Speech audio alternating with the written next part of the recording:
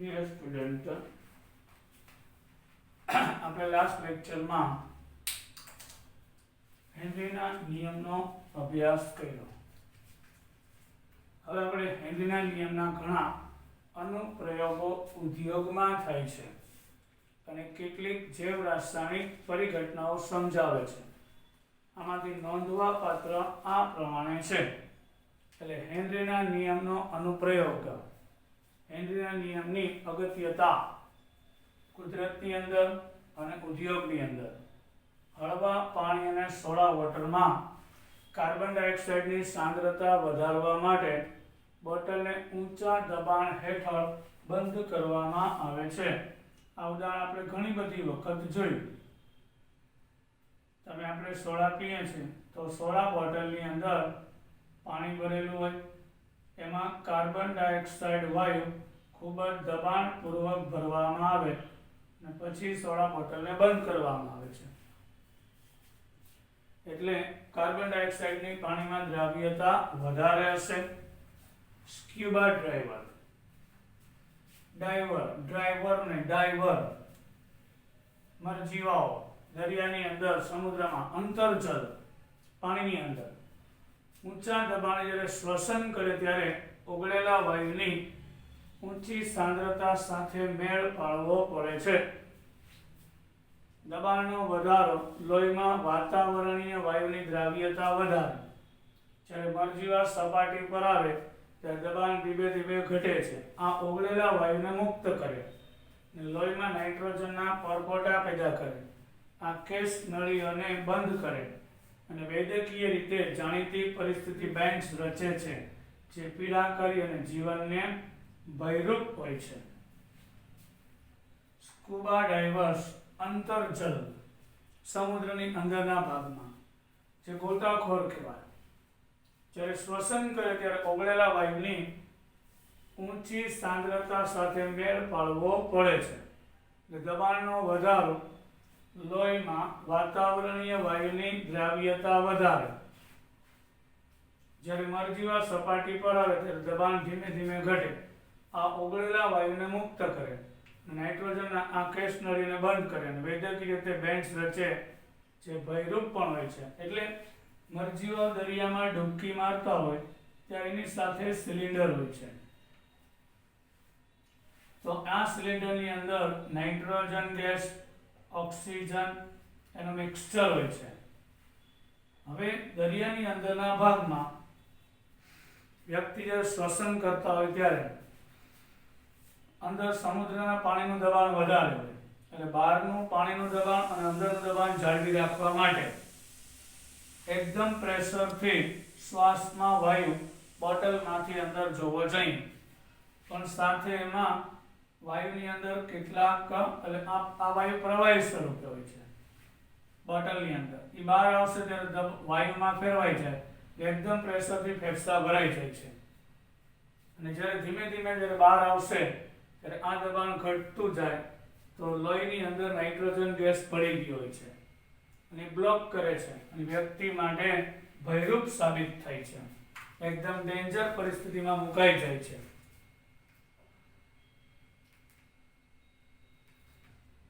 આવા બેન્ડ્સને દૂર રાખવા માટે લોહીમાં નાઇટ્રોજનની ઊંચી સાંદ્રતાની વિષાલુ અસરને પણ દૂર કરવા માટે સ્કુબા મરજીવા હિલિયમ વડે મંદ કરેલી હવાનો ઉપયોગ કરવામાં આવે છે. ગેસના જે સિલિન્ડર છે એમાં પહેલા નેચરલ ગેસ લેવામાં આવતો, કુદરતી વાયુ મીન્સ કે હવા, શુદ્ધ હવા લેવામાં આવતી. એમાં નાઇટ્રોજન પણ હોય. પણ અત્યારના જે મરજીવાઓ બાટલા લઈને જમીનમાં જાય, આ મોસ્ટ ટાઈમ યાદ રાખજો, એમાં 11.7% હિલિયમ હોય છે, 56.2% ડાયનાઇટ્રોજન હોય છે. નાઇટ્રોજન નિષ્ક્રિય છે માટે. અને 32.1% ઓક્સિજન ભરેલી ટાંકીનો ઉપયોગ કરવામાં આવે. એટલે મરજીવાઓ જે દરિયામાં ડૂબકી મારે તો એની જે ટેન્ક હોય એ ટેન્કની અંદર 11.7% IMP છે, યાદ રાખજો MCQ. 11.7% હિલિયમ, 56.2% ડાયનાઇટ્રોજન અને 32.1% ઓક્સિજન વાપરવામાં આવે. હવે વધુ ઊંચાઈએ ઓક્સિજનનું આંશિક દબાણ ભૂમિના સ્તર કરતાં ઓછું હોય. આ ઊંચાઈ રહેતા લોકો અથવા પર્વતારોહકના લોહી અને ઉત્તક પેશીમાં ઓક્સિજનની ઓછી સાંદ્રતા તરફ દોરી જાય. ઓછો રક્ત ઓક્સિજન પર્વતારોહક માટે નબળા બનવા, સ્પષ્ટ રીતે વિચારી ના શકવું, અને આ ચીજને એનોક્સિયા તરીકે ઓળખાતી બીમારી છે. અત્યારે પૃથ્વીની સપાટી પર હવાનું દબાણ એક વાતાવરણ છે, પણ હિલ ઉપર આ દબાણ એક વાતાવરણ કરતાં ઘટી જાય. એટલે બહુ દેખીતી વાત છે કે લોહીની અંદર ઓક્સિજનની માત્રાની કમી સર્જાય છે. એટલે ઘણીવાર ઊંચાઈ ઉપર નસકોરા ફૂટે છે, કારણ કે અંદરનું પ્રેશર વધારે છે અને બહારનું ઓછું છે. એટલે અંદરનો વાયુ બહાર આવવાનો પ્રયત્ન કરશે, એટલે નસકોરી ફૂટતી હોય છે. એટલે પર્વતારોહક પણ ઓક્સિજન સિલિન્ડરનો ઉપયોગ કરશે, કારણ કે બહારનું દબાણ અને અંદરનું દબાણ જાળવી રાખવા માટે.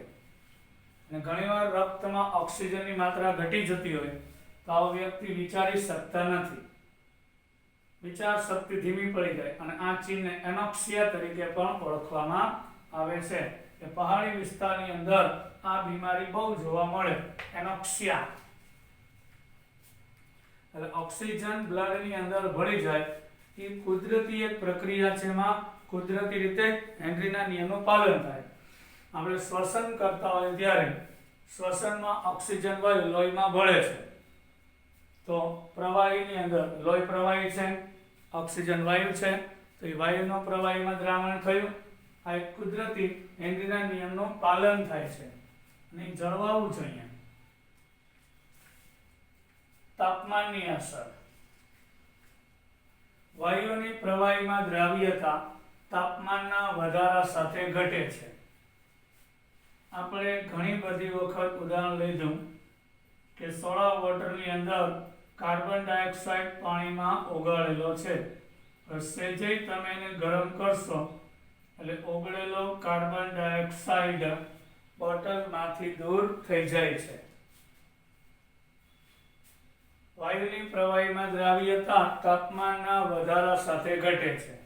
એટલે આ ઓગળેલો કાર્બન ડાયોક્સાઇડ તાપમાન વધવા સાથે ઘટશે, કારણ કે જે CO2 પાણીમાં દ્રાવ્ય છે એ પાણીમાંથી દૂર થઈ જાય છે. જ્યારે ઓગળેલા હોય ત્યારે વાયુના પ્રવાહીઓ અણુઓ પ્રવાહી કલામાં છે. એટલે CO2 પાણીમાં દ્રાવ્ય હશે ત્યારે CO2 એકવા ભૌતિક પ્રવાહી સ્થિતિમાં હશે. જેવું તમે તાપમાન વધારશો એટલે દ્રાવ્ય થયેલો વાયુ દૂર થાય, એટલે દ્રાવ્યતામાં ઘટાડો થાય છે.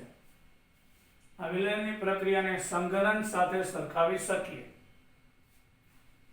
હવે જો જ્યારે ઓગળેલો હોય ત્યારે વાયુના અણુ પ્રવાહી કરેલા, અને વિલયનની પ્રક્રિયાને સંઘનન કહેવાય, કન્ડેન્સેશન. અને આ પ્રક્રિયામાં ઉદ્ભવે છે.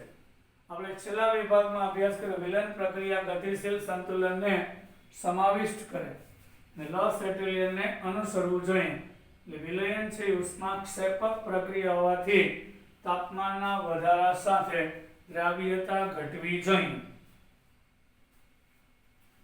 વિલયન. વાયુ જ્યારે પાણીમાં દ્રાવ્ય થાય છે ત્યારે ઉષ્મા મુક્ત થાય છે, ઉદ્ભવે છે. એટલે CO2 ગેસ આ ઓગળે એટલે વિલયન થાય ત્યારે CO2 નું જલીય દ્રાવણ બને અને ઉષ્મા મુક્ત થાય. એટલે આ પ્રક્રિયા ઉષ્માક્ષેપક છે. તો લોસ એટેલિયરના સિદ્ધાંત મુજબ જો તાપમાન વધે એટલે પ્રક્રિયા પ્રતિગામી દિશામાં થાય. એટલે ઓગળેલો વાયુ પાણીની અંદર પાણી અને CO2 બેને છૂટા પાડે, એટલે તાપમાન વધવા સાથે દ્રાવ્યતા ઘટે. હવે આપણે પહોંચ્યા H2S એક વિષાલુ વાયુ છે. હાઇડ્રોજન સલ્ફાઇડ એક વિષાલુ વાયુ છે જે સળેલા ઈંડા જેવી વાસ ધરાવે છે. H2S gas. તેનો ઉપયોગ ગુણાત્મક પૃથ્થકરણમાં કરવામાં આવે, એટલે લેબોરેટરીમાં ધન કિરણોની પરખ માટે. એના દ્રાવ્યતા STPA 0.195 હોય તો હેનરી અચળાંક કેટલો થશે? એટલે H2S એક વિષાલુ વાયુ છે જે સળેલા ઈંડા જેવી વાસ ધરાવે છે. લેબમાં હાઇડ્રોજન સલ્ફાઇડ ગેસ હોય તો એની તીવ્ર ખરાબ વાસ હોય છે. તેનો ઉપયોગ ગુણાત્મક પૃથ્થકરણમાં કરવામાં આવે એટલે લેબોરેટરીમાં ધન મૂલક અને ઋણ મૂલકની પરખ માટે. જો H2S ની પાણીમાં દ્રાવ્યતા STPA 0.195 મોલાલિટી હોય તો હેનરી અચળાંક કેટલો? હવે હાઇડ્રોજન સલ્ફાઇડની STPA સ્ટાન્ડર્ડ ટેમ્પરેચર પ્રેશર એટલે કે 0 સેલ્સિયસ તાપમાને અને 1 વાતાવરણ દબાણ દ્રાવ્યતા 0.195 મોલાલિટી છે. 1000 ગ્રામ પાણીમાં 0.195 મોલ H2S ઓગળેલો છે.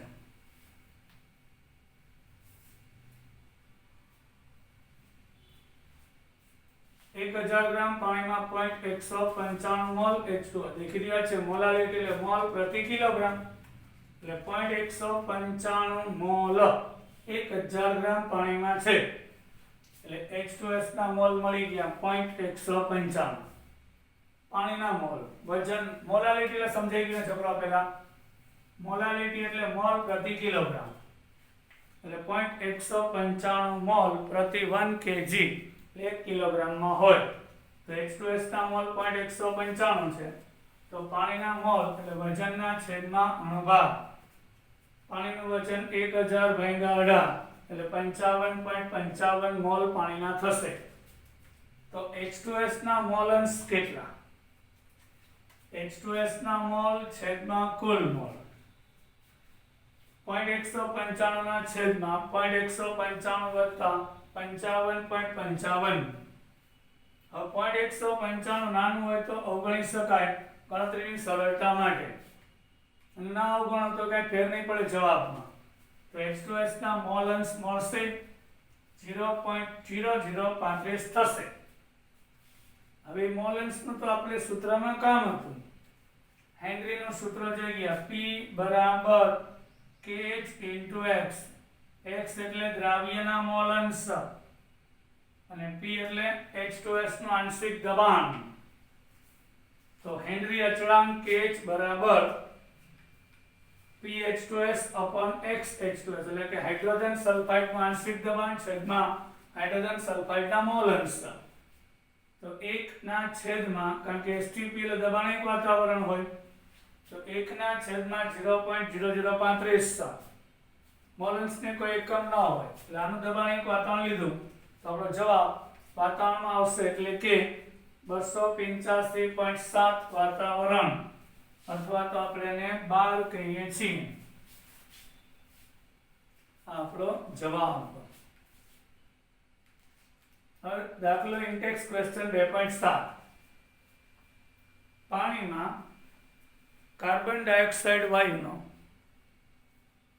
માટેનો હેનરી અચળાંક.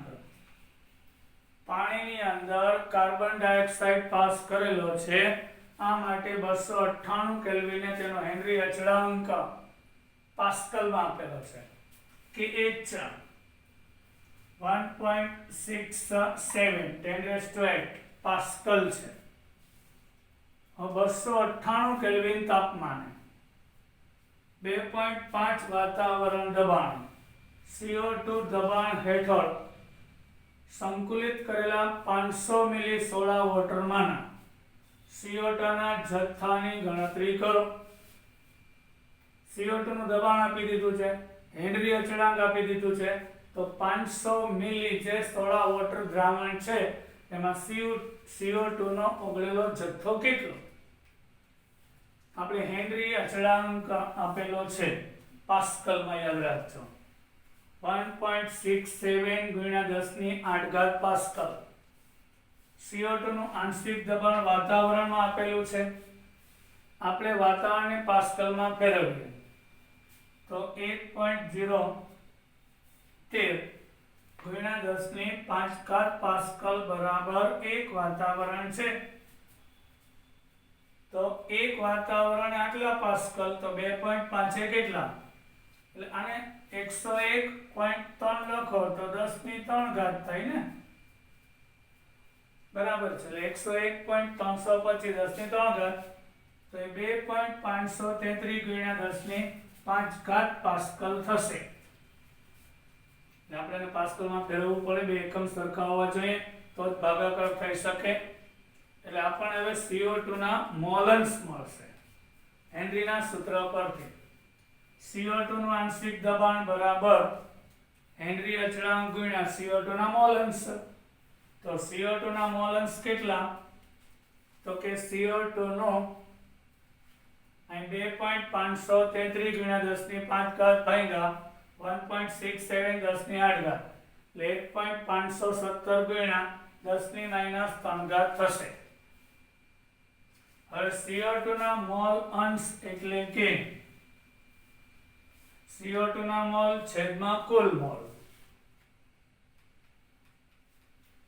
તો CO2 ના મોલ ના છેદમાં કુલ મોલ, અહીંયા CO2 ના મોલ છે અવગણેલા છે, એટલે 1.517 ગુણ્યા 10 ની -3 ઘાત થશે. રેડી? હવે 500 મિલી પાણીના મોલ કેટલા? તો 500 મિલી પાણીના મોલ, હવે પાણીની ઘનતા 1 હોય એટલે પાણીનું વજન 500 મિલીનું 500 ગ્રામ થાય. એટલે પાણીના મોલ 500 ભાગ્યા 18 કરો એટલે 27.78 થશે.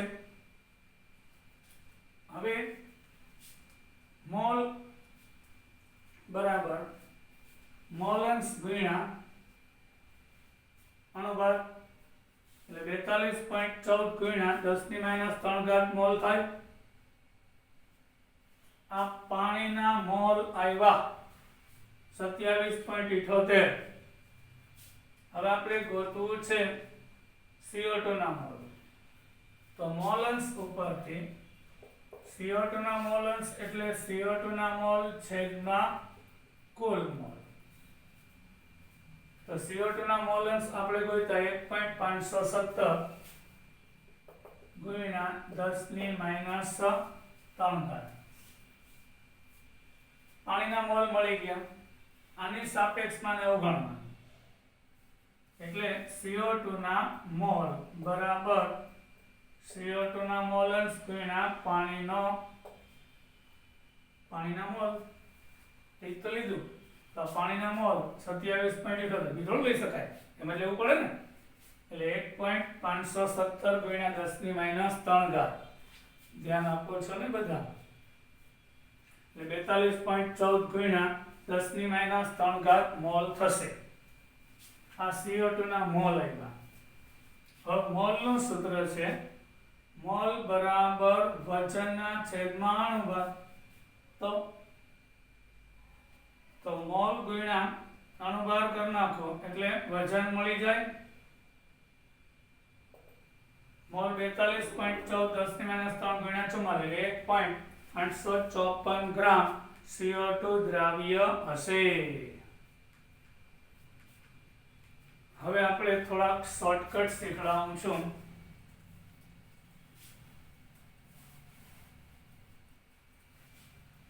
અહીં આગળ આપણે થોડાક શોર્ટકટ સૂત્રની વાત કરીશું. બરાબર, ડાયરેક્ટ ગણતરી કરવામાં આવે છે. મોલારિટી કેપિટલ M માં percentage weight by volume આપેલું હોય, weight by weight નહીં છોકરો, weight by volume, તો એને 10 વડે ગુણી નાખો અને દ્રાવ્યનો અણુભાર વડે ભાંગો તો ડાયરેક્ટ મોલારિટી મળે છે.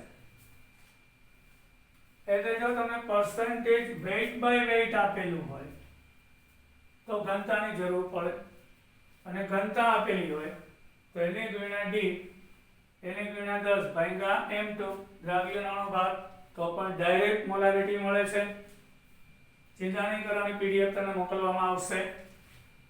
હવે આ બંધનનો દાખલો છે એટલે નોર્માલિટીમાં n1v1 બરાબર, એટલે શરૂઆતની નોર્માલિટી, શરૂઆતનું કદ આપેલું હોય, પછી આપણે એમાં પાણી ઉમેરતા અંતિમ સાંદ્રતા આપેલી હોય તો અંતિમ કદ આપેલું હોય તો અંતિમ સાંદ્રતા મળે.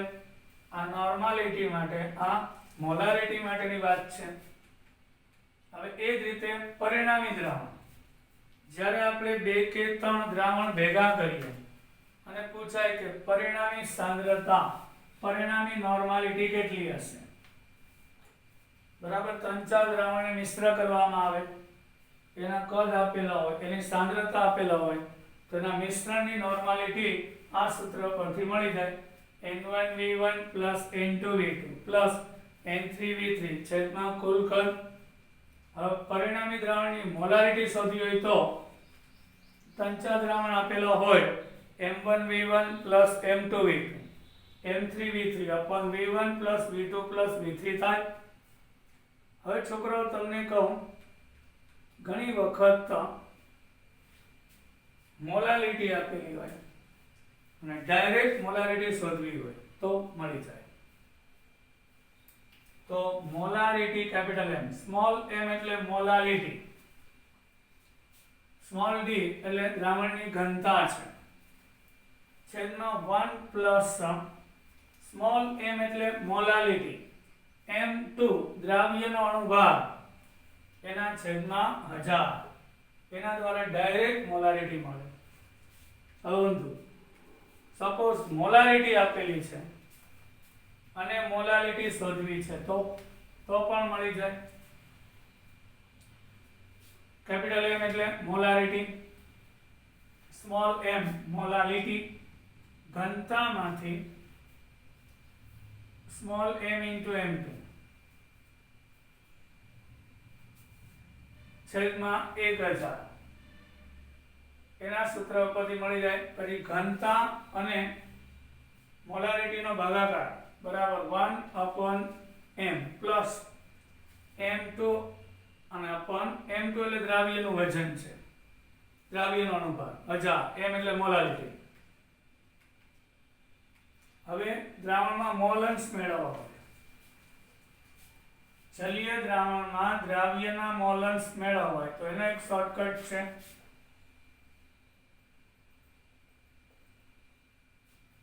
મોલારિટી. જો તમને દ્રાવણની મોલારિટી જાણતા હો તો ડાયરેક્ટ દ્રાવ્યના મોલ અંશ મળી જાય. મોલારિટીના છેદમાં 55.5 વત્તા મોલારિટી કરો, આ બધા શોર્ટકટ છે. હવે આપણે છોકરાઓ પૈસા નવો પોઈન્ટ, પ્રવાહી દ્રાવણના બાષ્પ દબાણ. નવા પોઈન્ટ ઉપર આપણે જઈએ છીએ છોકરાઓ. પ્રવાહી દ્રાવણનું બાષ્પ દબાણ. પ્રવાહી દ્રાવણ જ્યારે દ્રાવક પ્રવાહી હોય ત્યારે રચાય છે. જો આપણે સમજી જ ગયા. દ્રાવણના 9 પ્રકારમાંથી કીધું મુખ્ય 3. દ્રાવક પ્રવાહી તો પ્રવાહી દ્રાવણ, દ્રાવક વાયુ તો વાયુ દ્રાવણ, દ્રાવક ઘન તો ઘન દ્રાવણ. પ્રવાહી દ્રાવણ એટલે કે દ્રાવક પ્રવાહી હોય છે, એમાં દ્રાવ્ય વાયુ હોઈ શકે, પ્રવાહી હોઈ શકે કે ઘન હોઈ શકે. એટલે આપણે કહી શકીએ વાયુનું પ્રવાહીમાં દ્રાવણ, પ્રવાહીનું પ્રવાહીમાં દ્રાવણ કે ઘનનું પ્રવાહીમાં. પ્રવાહીમાં વાયુઓની દ્રાવણની ચર્ચા આપણે કરી ગયા, હેનરીનો નિયમ. એટલે વાયુનું પ્રવાહીમાં દ્રાવણ અને તેને અસર કરતા પરિબળનો અભ્યાસ કર્યો. આ વિભાગમાં આપણે પ્રવાહીના અને ઘનના પ્રવાહીમાં દ્રાવણની ચર્ચા કરીશું. હવે નેક્સ્ટ આપણે એવું દ્રાવણ લેશું, વાયુનું પ્રવાહીમાં દ્રાવણનો અભ્યાસ કર્યો. હવે આપણે ઘનનું પ્રવાહીમાં દ્રાવણ અને પ્રવાહીનું પ્રવાહીમાં દ્રાવણ તેની ચર્ચા કરીએ. આવા દ્રાવણ એક અથવા તો વધુ બાષ્પશીલ ઘટક ધરાવતા હોય. પાણી છે એ બાષ્પશીલ છે, બરાબર, અને એમાં મીઠું નાખીએ તો એ અબાષ્પશીલ છે. પણ કેરોસીન અને પેટ્રોલ મિક્સ કરીએ તો બંને બાષ્પશીલ છે. એટલે ઘણીવાર એવું બનશે કે જે દ્રાવણ બને એમાં બંને ઘટકો બાષ્પશીલ હોય, કાં બેમાંથી એક જ બાષ્પશીલ હોય છે. પ્રવાહી દ્રાવક બાષ્પશીલ હોય, દ્રાવક છે એ બાષ્પશીલ હોય, દ્રાવ્ય બાષ્પશીલ હોય કે ન હોય. એટલે આપણે અહીંયા એવા દ્રાવણની વાત કરશું એમાં દ્રાવક કેવું છે? બાષ્પશીલ છે. અને એમાં ઓગાળેલો દ્રાવ્ય વરાળ બનાવી શકતો હોય ને ના પણ બને. આપણે માત્ર દ્વિઅંગી દ્રાવણની એટલે કે બે ઘટક ધરાવતા દ્રાવણની ચર્ચા કરીશું. એટલે આપણે આ પોઈન્ટ છે એ સમજવા માટે આપ્યો છે કે દ્વિઅંગી દ્રાવણ એટલે એક જ દ્રાવ્ય હોય અને એક જ દ્રાવક હોય. આવા દ્વિઅંગી દ્રાવણની છોકરાઓ ચર્ચા કરીશું. એટલે એમાં પ્રવાહીમાં પ્રવાહી દ્રાવણની વાત કરીશું અને પ્રવાહીમાં ઘનની દ્રાવણની ચર્ચા કરીશું. તો પહેલા આપણે પ્રવાહીમાં દ્રાવણ એના બાષ્પ દબાણની વાત કરીએ. આપણે બે બાષ્પશીલ પ્રવાહીના દ્વિઅંગી દ્રાવણને ધ્યાનમાં લઈએ. એટલે બે ઘટક 1 અને 2 તરીકે દર્શાવીએ અને બંને બાષ્પશીલ છે. જો બંધ પાત્રમાં લે તો બંને ઘટકો બાષ્પીભવન પામે અને સંજોગો વસાત બાષ્પકલા અને પ્રવાહી કલા વચ્ચે સંતુલન સ્થાપિત થશે. એટલે બંધ પાત્રમાં તમે દ્રાવણ લીધું, પ્રવાહીમાં દ્રાવણ, આ પહેલો ઘટક, આ બીજો ઘટક, બે બાષ્પશીલ છે. એટલે ઘટક 1 ની પણ વરાળ બનશે અને ઘટક 2 ની પણ વરાળ બનશે. તો એની કુલ દબાણ P થશે. પાત્ર બંધ છે એટલે આ ઘટક 1 ની વરાળ અને ઘટક 2 ની વરાળ એ પાત્ર ઉપર જમા થશે અને તે પ્રવાહી સાથે સંતુલનમાં આવશે. આ તબક્કેનું કુલ બાષ્પ દબાણ P તો કે P1 અને P2 બેના આંશિક દબાણના સરવાળા જેટલું હશે. આ બંને ઘટક બાષ્પીભવન પામે અને સંજોગો વસાત બાષ્પકલા એટલે વાયુ અવસ્થા અને પ્રવાહી કલા એટલે પ્રવાહી અવસ્થા વચ્ચે બેલેન્સ હશે. આ તબક્કે ધારો કે કુલ બાષ્પ દબાણ P ટોટલ હોય અને P1 અને P2 એ ઘટક 1 અને 2 ના આંશિક દબાણ હોય. તો આ બંને આંશિક દબાણ ઘટક 1 અને 2 ના મોલન્સ અનુક્રમે x1 અને x2 સાથે સંબંધ ધરાવે. એટલે આ પ્રવાહીમાં આના મોલન્સ x1 અને આના મોલન્સ x2 હોય તો જે P1 છે પેલા ઘટકનું બાષ્પ દબાણ એ પેલાના મોલન્સ ઉપર આધાર રાખશે. આમ કીધું છે આ પ્રવાહી છે નું પ્રવાહીમાં દ્રાવણ, આ પહેલો ઘટક, આ બીજો, આના મોલન્સ x1 આના x2. તો આનું જે આંશિક દબાણ છે આના મોલન્સના ઉપર આધાર રાખે, આનું આંશિક દબાણ આના મોલન્સ ઉપર આધાર રાખશે અને કુલ દબાણ P ટોટલ થશે. સમજાઈ ગયું હશે. આપણે કેવા દ્રાવણની વાત કરીએ છીએ? જેમાં બંને ઘટકો દ્રાવણમાં પ્રવાહીમાં બંને બાષ્પશીલ છે. તો પહેલા ઘટકની વરાળનું દબાણ P1, બીજા ઘટકની વરાળનું દબાણ P2. તો એનું કુલ દબાણ કેટલું? તો કે બેયના સરવાળા જેટલું હશે. ફ્રેન્ચ રસાયણશાસ્ત્રી ફ્રેન્કોઇસ, માર્ટે, રાઉલ્ટ તેમની વચ્ચે જથ્થાત્મક સંબંધ દર્શાવ્યો. આ સંબંધને એટલે કે આ બાષ્પ દબાણ અને મોલન્સ વચ્ચેનો સંબંધ આપ્યો તેને રાઉલ્ટનો નિયમ કહેવામાં આવે છે. રાઉલ્ટનો નિયમ જે નિવેદિત કરે છે કે બાષ્પશીલ પ્રવાહીના દ્રાવણ માટે દ્રાવણના દરેક ઘટકનું આંશિક દબાણ દ્રાવણમાં રહેલા તેના મોલ અંશના સમપ્રમાણમાં હોય છે. રાઉલ્ટે આવું જાહેર કર્યું હતું 1886માં. એટલે તે રાઉલ્ટનો નિયમ કહેવાય. આ રાઉલ્ટનો નિયમ શેના માટે? રાઉલ્ટના 3 નિયમ છે. એમાં પહેલો, જ્યારે દ્રાવ્ય અને દ્રાવક બંને બાષ્પશીલ હોય કે દ્રાવ્ય પણ બાષ્પશીલ છે અને દ્રાવક પણ બાષ્પશીલ છે. પાછું એકવાર આપણે પ્રવાહીમાં દ્રાવણ બનાવ્યું. આ ઘટક 1 ઘટક 2. પાત્ર બંધ હોય એટલે ચોક્કસ તાપમાનેની વરાળ બનશે. તેનું આંશિક દબાણ P1 થશે. આ ઘટક 2 નું આંશિક દબાણ P2 થશે અને બેયનો ટોટલ સરવાળો P ટોટલ થશે.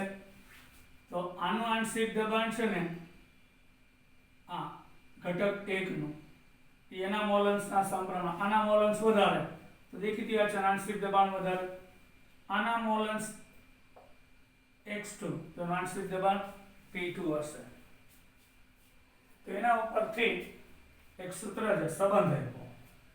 એટલે કે પહેલા ઘટકનું આંશિક દબાણ છે વરાળ બેયની બનશે. બે બાષ્પશીલ છે, બંધ પાત્ર છે એટલે અહીંયા બાષ્પ દબાણ સર્જાશે. તો આ જે ઘટક 1 છે એનું બાષ્પ દબાણ P1 જેટલું છે એ મોલન્સ x1 ના સમપ્રમાણમાં હોય છે. હવે અહીંયા ચલન દૂર કરો એટલે અહીંયા P1 અંશ into x1 આવે. હવે આ P1 એટલે મિશ્રણની અંદર ઘટક 1 નું આંશિક દબાણ. તો P1 અંશ શું છે? P1 અંશ શું છે ઈ કહો. હવે ઘટક એકલો હોય ઓનલી સિંગલ ત્યારે તે જ તાપમાને તેનું આંશિક દબાણ હશે. આ મિશ્રણમાં P1 છે. હવે આ જ્યારે ઘટક 1 2 સાથે મિશ્ર નથી કર્યો, એકલો છે, સ્વતંત્ર છે, ત્યારે એનું દબાણ P1 અંશ છે. P1 અંશ શુદ્ધ ઘટક 1 નું. હવે સમજાઈ ગયું હશે. આ P1 એટલે કે જ્યારે બે મિશ્ર હતા ત્યારે એની વરાળ બનશે એનું દબાણ. હવે ફેર પડે? યસ, કારણ કે આ બે વચ્ચે આકર્ષણ તો હોય જ. એટલે ઘટક 1 ઘટક 2 સાથે મિશ્ર હોય ત્યારે એનું બાષ્પ દબાણ જુદું હોય અને ઘટક 1 એકલો હોય ત્યારે એનું બાષ્પ દબાણ જુદું હોય. કારણ કે ઘટક 1 અને ઘટક 2 ના અણુ વચ્ચે આકર્ષણ હોય એટલે આ બાષ્પ દબાણ મિશ્રણની અંદર જુદું હોય અને શુદ્ધ એકલો હોય ત્યારે પણ જુદું હોય છે. કારણ કે આ બીજો ઘટક નથી એટલે અણુ વચ્ચેના આકર્ષણ ક્રિયામાં ફેરફાર થઈ જતો હોય છે. તે જ તાપમાને આ જુદું હશે. એક પ્રમાણે ઘટક 2 માટે વિચારો તો ઘટક 2 નું આંશિક દબાણ મિશ્રણમાં કેટલું? તો કે ઘટક 2 ના મોલ અંશના સમપ્રમાણમાં. એટલે P2 ચલે છે x2. તો અહીંયા ચલન દૂર કરો તો P2 બરાબર P2 અંશ into x2 થશે. હવે આ P2 અંશ ક્યાંથી આવ્યો? આ P2 એટલે ઘટક 2 ઘટક 1 સાથે મિશ્ર હતો ત્યારનું આંશિક દબાણ છે. હવે P2 અંશ ક્યાંથી આવ્યું? ઘટક 2 આ પ્રવાહી છે, એકલો હોય. ઘટક 2 એકલો હોય ત્યારે તેનું આંશિક દબાણ છે. મિશ્રણમાં તો જુદું જ હશે કારણ કે આની સાથે આકર્ષણ ક્રિયા જુદી હોય છે. હવે ડાલ્ટનના આ સમજાઈ ગયું હશે. પાછું એક વખત આપણે રાઉલ્ટનો નિયમ કેવા દ્રાવણ માટે ભણીએ છીએ જેમાં બંને ઘટકો બાષ્પશીલ છે, દ્રાવ્ય અને દ્રાવક. એમાં આપણે 1 અને 2 નામ ધારેલા છે. તો બંને બાષ્પશીલ છે, બેયનું મિશ્રણ કર્યું તો ઘટક 1 ના મોલન્સ x1 છે, આના મોલન્સ x2 છે. તો મિશ્રણમાં ઘટક 1 ના કારણે આ જે વરાળ ઉત્પન્ન થાય આંશિક દબાણ P1 છે, ઘટક 2 ના કારણે આંશિક દબાણ P2 છે. એનું કુલ દબાણ P ટોટલ છે. તો હવે P1 ચલે છે x1 એવું રાઉલ્ટે કીધું અને P2 ચલે છે x2.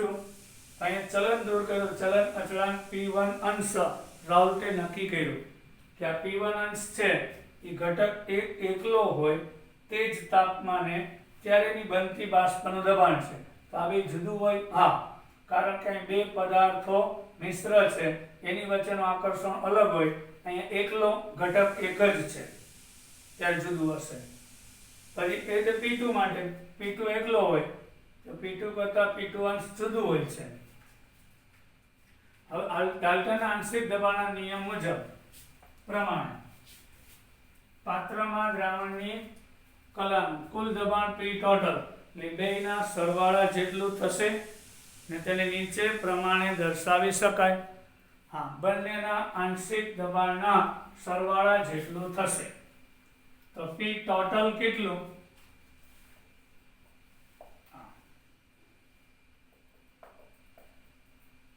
P1 plus P2 અહીં ઘટક 1 અને 2 છે.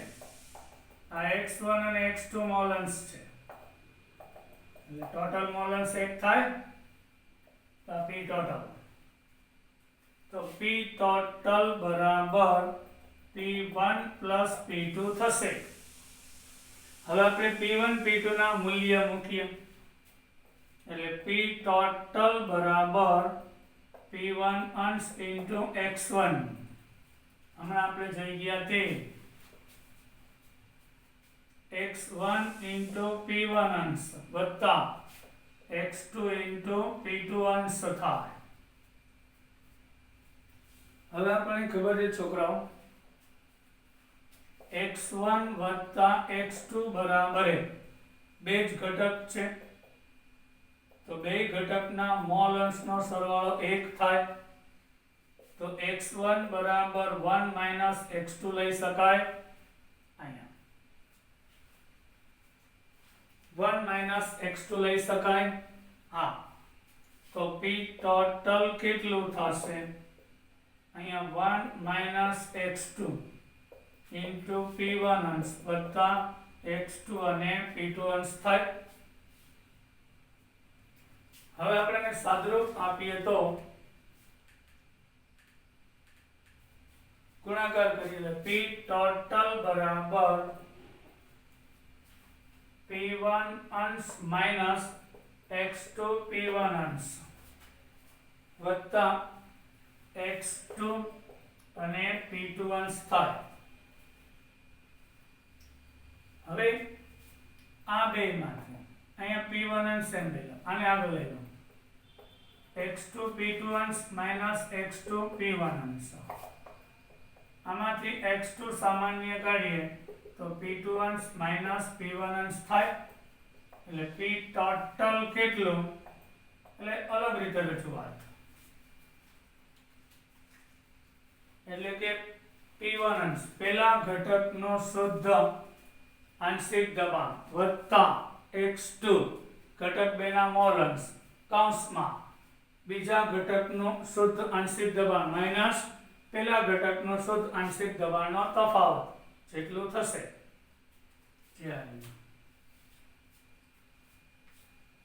હવે આપણે આ સૂત્ર છે એને બીજી રીતે પણ લખી શકાય છે, એ પણ બતાવું. અહીંયા જેમ આપણે x1 બરાબર 1 minus x2 લીધું એની બદલે હું x2 બરાબર 1 minus x1 લઈ શકું ને. તો આ સૂત્રમાં કિંમત મૂકીએ તો P ટોટલ બરાબર આપણે x2 ની જગ્યાએ શું લેશું? 1 minus x1 એટલે x1 P1 અંશ 1 minus x1 અને P2 અંશ x1 P1 અંશ વત્તા P2 અંશ માઈનસ P2 અંશ x1. આ P2 અંશ અહીં લઈ લો તો x1 P1 અંશ માઈનસ x1 P2 અંશ. અહીંયાથી x1 સામાન્ય તો P1 અંશ માઈનસ P2 અંશ થાય તો આ પણ P ટોટલ મળ્યું. એટલે P1 અંશ લ્યો ને એટલે ઊંધું 1 એટલે પહેલો ઘટક ત્યારે અહીં 2 ના મોલ અંશ. અહીં P2 લ્યો બીજાનું શુદ્ધનું આંશિક દબાણ લ્યો બીજા ઘટકનું તો અહીં પહેલાના મોલ અંશ. અહીંયા P1 અંશ લે તો x2 કૌંસમાં P2 minus P1 થાય.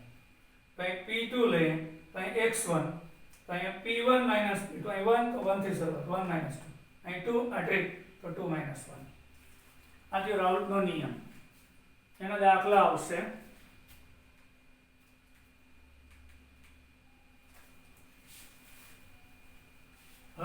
જો છોકરાઓ,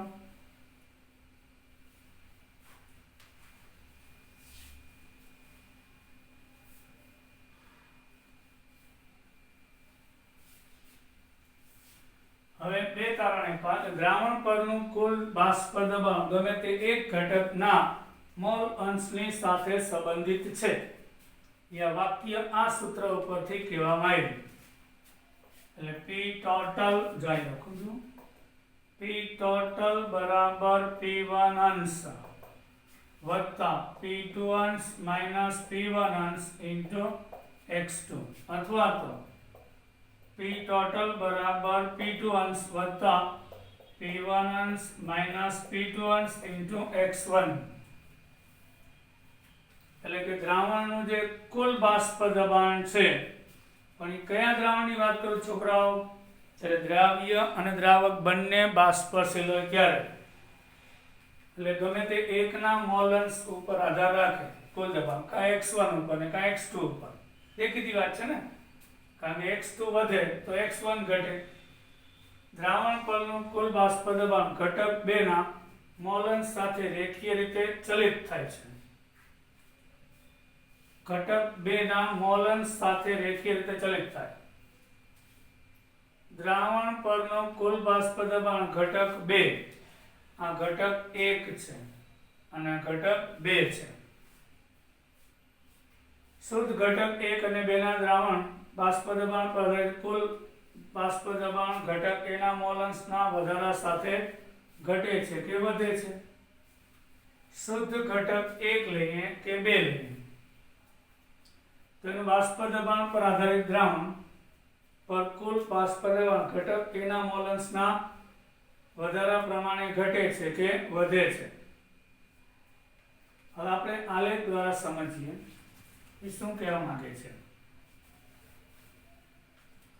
પાછું એકવાર પેલું વિધાન સમજાઈ ગયું સૂત્ર ઉપરથી. દ્રાવણનું કુલ બાષ્પ દબાણ કોઈ પણ એક ઘટકના મોલ અંશ ઉપર આધાર રાખે. દ્રાવણ ઉપરનું કુલ બાષ્પ દબાણ ઘટક 2 ના એની વાત છે. એટલે ઘટક 2 ના મોલ અંશ વધતા જાય છે એટલે કુલ બાષ્પ દબાણ વધે છે. હવે શુદ્ધ ઘટક એ આલેખને આધારે આ ઘટક 1 છે, એનો મોલ અંશ 1 હોય તો 2 નો 0 જ હોય ને, કારણ કે 2 નો સરવાળો 1 થાય. હવે ઘટક A ના મોલ અંશ ઘટતા જાય છે અને 2 ના વધતા જાય છે. એ દેખીતી વાત છે, ઘટક 2 ના મોલ અંશ વધે એટલે રેખીય રીતે બાષ્પ દબાણ વધે છે, કુલ બાષ્પ દબાણ. હવે શુદ્ધ ઘટક 1 અને 2 ના બાષ્પ દબાણ પર આધારિત દ્રાવણ પર કુલ બાષ્પ દબાણ ઘટક A ના મોલ અંશના વધારા પ્રમાણે ઘટે છે કે વધે છે? એટલે તો તમે કહી લીધું એના ઉપર આધાર રાખશે. હવે આપણે લઈએ ઘટક 1 નો મોલ અંશ 1 હોય એટલે દેખીતી વાત છે ઘટક B નો મોલ અંશ 0. હવે ઘટક B છે જ નહીં એટલે એનું આંશિક દબાણ 0 જશે અહીંયા. પણ શુદ્ધ ઘટક 1 એકલો જ છે તો એનું દબાણ P1 અંશ જેટલું હોય, કારણ કે હજી એમાં ઘટક 2 ઉમેરો જ નથી. ખાલી ઘટક એકલો હોય ત્યારે એનું આંશિક દબાણ P કેટલું? P ટોટલ તો કે P1 અંશ જેટલું હશે. હવે આપણે એમાં ઘટક B ઉમેરતા જાઓ. ઘટક A એકલો હતો દ્રાવણમાં, હવે ઘટક P ધીમે ધીમે ઉમેરતા જાય એટલે A ના મોલ અંશ ઘટતા જશે અને B ના મોલ અંશ વધતા જશે. તો આનો મોલ અંશ હાઈએસ્ટ 1 હતો એટલે એનું બાષ્પ દબાણ હાઈએસ્ટ હતું. હવે A ના મોલ અંશ ઘટ્યા એટલે એનું બાષ્પ દબાણ ઘટે અને ઘટક B ના એટલે કે 2 ના મોલ અંશ વધ્યા એટલે બાષ્પ દબાણ વધ્યું. તો એક સમય આવશે કે x1 છે આપણે 0 કરી નાખીએ અને x2 1 કરી નાખીએ તો એનું ટોટલ દબાણ કેટલું? શુદ્ધ P2 એટલે દ્રાવક ઘટક 2 જેટલું થઈ જાય. અહીંયા ઘટક A એકલો હતો, B 2 હતો નહીં, તો એનું ટોટલ દબાણ હજી કહી દઉં ઘટક A કરતા ઘટક 2 વધુ બાષ્પશીલ છે. ઘટક 2 બાષ્પશીલ છે એટલે તો આવું થાય, અને ઘટક 2 વધુ બાષ્પશીલ છે, ઘટક 1 ઓછો બાષ્પશીલ છે, ઘટક 2 વધુ બાષ્પશીલ છે, એના હિસાબે આવું થાય છે. આપણે જોઈએ હવે આ બેનો ટોટલ મારીએ. ધારો કે અહીંયા આપણે મોલન્સ પહોંચ્યા તો આ 0.9 છે, તો આ 0.1, તો 0.9 હોય ત્યારે આનું આંશિક દબાણ આટલું થશે PA, અને 0.1 એ આનું PB. તો આ બેનો સરવાળો લેવાનો. ધારો કે આ 700, આ 500 છે અને આ 200 છે, તો 500 વત્તા 200 એટલે 700 આમ લેવાય. અહીંથી અહીં સુધીનું અને અહીંથી અહીં સુધીનું, એટલે અહીંયા બેના મોલન્સ છે સમાન થઈ જશે, તો એ બેનો ટોટલ અહીંયા મળશે. પછી આનું આંશિક દબાણ આટલું હશે તો આનું અહીંયા આટલું હશે, તો આ બેનો આનો ને આનો ટોટલ એટલે અહીંયા મળશે.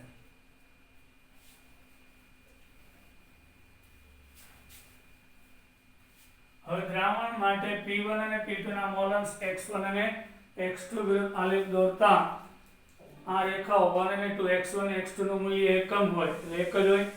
અનુક્રમે P1 અંશ અને P2 અંશ બિંદુમાંથી પસાર થતી રેખા છે.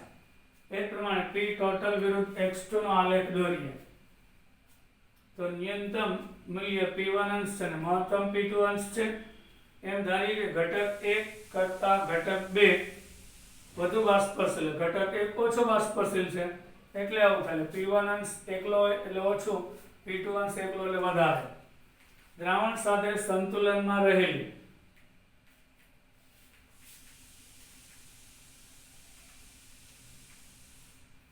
બાષ્પ કલાનું સંગઠન ઘટકના આંશિક દબાણથી નક્કી કરી શકાય છે.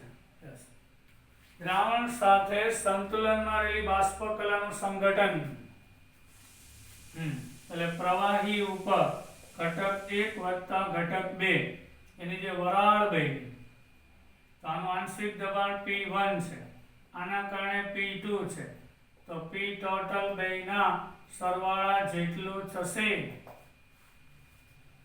y1 અને y2 આના મોલન્સ. તેના માટે એક સૂત્ર છે,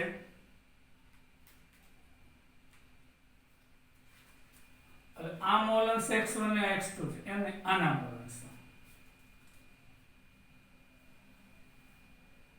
બાષ્પ કલામાં આ પ્રવાહીના મોલન્સ હતા x1 અને x2 પ્રવાહી કલામાં. હવે આના મોલન્સ y1 અને આના મોલન્સ y2, તો y1 into P ટોટલ કરીએ તો આપણને ઘટક 1 નું વાયુ અવસ્થામાં આંશિક દબાણ મળે. આ બીજી એક રીત છે. એમાં જ્હોન ડાલ્ટન આંશિક દબાણના નિયમનો ઉપયોગ કર્યો. પાછી એકવાર આ x1 છે પ્રવાહી કલામાં, પ્રવાહી અવસ્થામાં મોલન્સ. હવે આપણે નવો સંબંધ કે આ વાયુનું જે મિશ્રણ મળ્યું એમાં આ જે વાયુ છે પહેલો વાયુ ને બીજો વાયુ એ બેની વરાળ છે. એમાં પહેલા વાયુની વરાળના મોલન્સ y1, બીજા વાયુની વરાળના મોલન્સ y2, તો પહેલા વાયુના મોલન્સ y1 ગુણ્યા કુલ દબાણ એટલે P1 મળે. હવે બીજા વાયુનો મોલન્સ y2 એને ગુણ્યા કુલ દબાણ તો આપણને P2 મળે છે. અહીં સુધી આજે આપણે છોકરાઓ રાખીએ. આપણે ડાલ્ટનના આંશિક દબાણના નિયમનો અભ્યાસ કર્યો. હોમવર્ક મોકલતા નથી, મોકલતા રહેજો ટાઈમસર, તમારા માટે ફાયદાકારક રહેશે. જય હિન્દ.